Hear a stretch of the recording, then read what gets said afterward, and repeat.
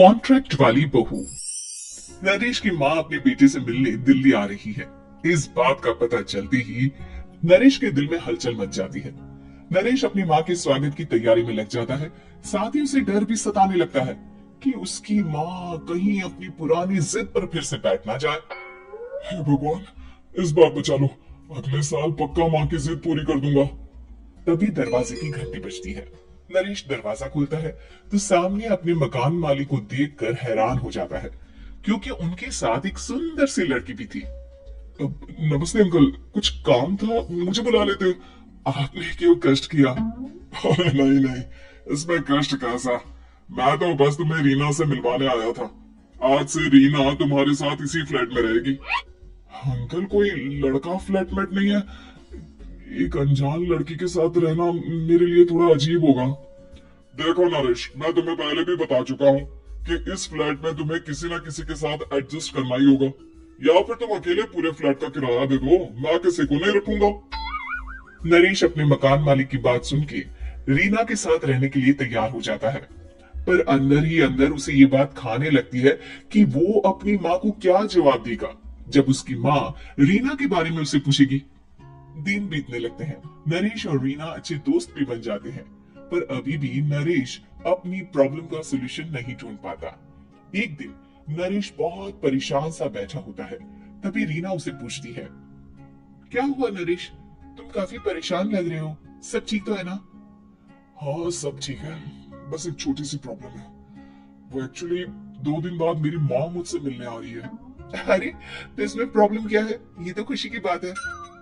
हाँ रीना, बट मेरी माँ एक जिद लेकर बैठ गई है कि मैं शादी कर लूं, पर मैं अभी इस चीज के लिए तैयार नहीं हूँ। ऊपर से जब वो तुम्हें देखेगी तो 100 सवाल करेगी, क्या जवाब दूंगा? अरे इसमें कोई टेंशन वाली बात नहीं है। मेरे पास ना इस प्रॉब्लम का सोल्यूशन है, जिससे ना तुम्हें शादी करनी पड़ेगी और ना ही तुम्हारी माँ मेरे बारे में कुछ पूछेंगी। रीना की बात सुनकर नरेश सोच में डूब जाता है। वो सोचता है कि रीना खुले ख्यालों वाली लड़की है, कहीं माँ को सच बता ना दी। नरेश को सोच में डूबा देखकर रीना कहती है, अरे क्या हुआ, किस सोच में पड़ गया? डोंट वरी, जैसा तुम सोच रहे हो ना वैसे कुछ भी नहीं है। मेरे पास एक प्लान है। मैं कुछ समझ नहीं पा रहा हूँ, कैसा प्लान? मैं समझाती हूँ। हम ना एक कॉन्ट्रैक्ट मैरिज कर लेते हैं। फिलहाल मेरे पास जॉब नहीं है, तो तुम इस रूम का किराया दे देना जब तक तुम्हारी माँ यहाँ रहेंगी, सिर्फ तब तक। और तुम अपनी माँ से कह देना कि मैं तुम्हारी पत्नी हूँ, इससे वो मेरे यहाँ रहने पर कोई सवाल भी नहीं करेंगी। अरे बात तुम्हारी ठीक है, पर माँ से झूठ बोलना, ना ना पापा, मैं ये रिस्क नहीं ले सकता। कोई और आइडिया दो ना तुम। देखो मंजूर हो तो बोलो, वरना सच बता दो, मुझे कोई प्रॉब्लम नहीं है। रीना की बात सुनकर नरेश सोच में डूब जाता है। बहुत सोचने के बाद जब उसे कोई रास्ता नहीं मिलता, तो वो रीना के बताए हुए रास्ते पर चलने के लिए तैयार हो जाता है। वो रीना से बात करता है और अपनी माँ की पसंद और नापसंद के बारे में बताता है। रीना भी नरेश की सभी बातों को ध्यान से सुनती है, ताकि कहीं उससे कोई गलती ना हो जाए। आखिर वो दिन भी आ जाता है जब नरेश की माँ उससे मिलने दिल्ली आ जाती है। नरेश अपनी माँ को फ्लैट पर लेकर जाता है।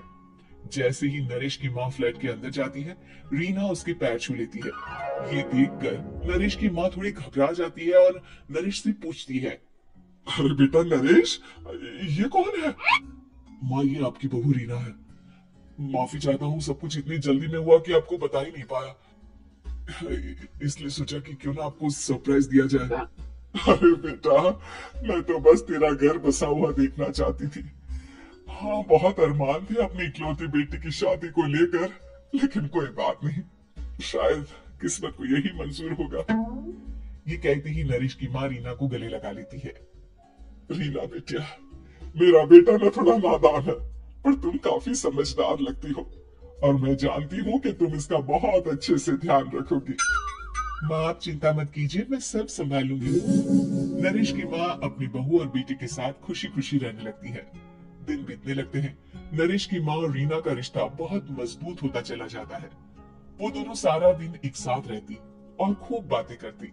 इधर साथ रहते रहते नरेश और रीना भी एक दूसरे से प्यार करने लगते हैं। दोनों को इस बात का एहसास हो जाता है, फिर भी वो इस बात को छुपा कर ही रखते हैं। एक दिन नरेश की माँ और रीना शादी के बारे में बात करने लगते हैं।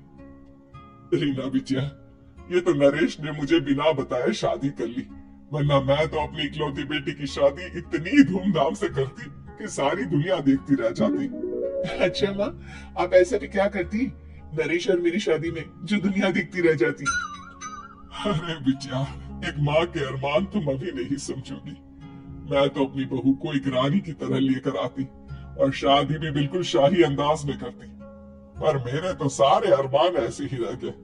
खैर, मुझे तो अपने बेटे और बहू की खुशी चाहिए बस। ये कहते हुए नरेश की माँ की आंखों में आंसू आ जाते हैं। रीना भी ये सुनकर ख्यालों में खो जाती है, क्योंकि वो भी मन ही मन खुद को नरेश की पत्नी और उसकी माँ की बहू मानने लगी थी। शाम को जब नरेश ऑफिस से घर आता है तो रीना खुद को रोक नहीं पाती और नरेश के सामने उसकी माँ को अपने और नरेश के रिश्ते का सारा सच बता देती है। रीना की बात सुनकर नरेश की माँ दोनों से बहुत नाराज हो जाती है और घर वापस जाने की बात करने लगती है। तुम दोनों ने मुझसे सच छुपाकर बहुत ठेस पहुंचाई है मुझे। अब तुम लोगों के साथ नहीं रहना चाहती मैं, कल ही वापस चली जाऊंगी अपने घर। माँ, मुझे माफ कर दो, ये सब मैंने रीना के कहने पर ही किया है, वरना मैं भी आपको कभी ठेस पहुंचाने के बारे में सोच भी नहीं सकता। हाँ माँ, हमने ये सिर्फ आपका दिल रखने के लिए किया, प्लीज हम दोनों को माफ कर दीजिए। तुम दोनों ने मेरे अरमानों के साथ खिलवाड़ किया है, और वैसे भी मुझे अपनी बेटी के लिए एक अच्छी लड़की ढूंढनी है, इसलिए मेरा यहाँ से जाना ही बेहतर होगा। माँ की ये बात सुनकर रीना खुद को रोक नहीं पाती। माँ, क्या मैं आपके घर की बहू बनने लायक नहीं हूँ? रीना की बात सुनकर नरेश हैरान रह जाता है। नरेश की माँ भी कुछ समझ नहीं पाती। मैं कुछ समझी नहीं, आखिर तुम कहना क्या चाहती हो? माँ, मैं वो नरेश से बहुत प्यार करती हूँ और साथ ही साथ मैं आपको भी अपनी माँ मान बैठी हूँ। आज जब आपकी बातें सुनी तो खुद को रोक नहीं पाई, इसलिए सारा सच आपको बता दिया। रीना की बात सुनकर नरेश की माँ की आंखों में आंसू आ जाते हैं और वो अपने बेटे नरेश और रीना को गले लगा लेती है। मेरे घर की बहू तो सिर्फ रीना बिटिया ही बनेगी। मैं आज ही तुम दोनों की शादी की तारीख निकलवा दूंगी, बस एक बार तुम्हारे घर वाले मान जाए। उसी दिन रीना के माता पिता भी उनके फ्लैट पर आ जाते हैं। दोनों परिवार आपस में बैठकर बातें करते हैं और शादी के लिए राजी हो जाते हैं। रीना भी कॉन्ट्रैक्ट फाड़ देती है और कहती है, सही मायने में मैं अब बहू बनूंगी, अब तक तो सिर्फ कॉन्ट्रैक्ट वाली बहू थी।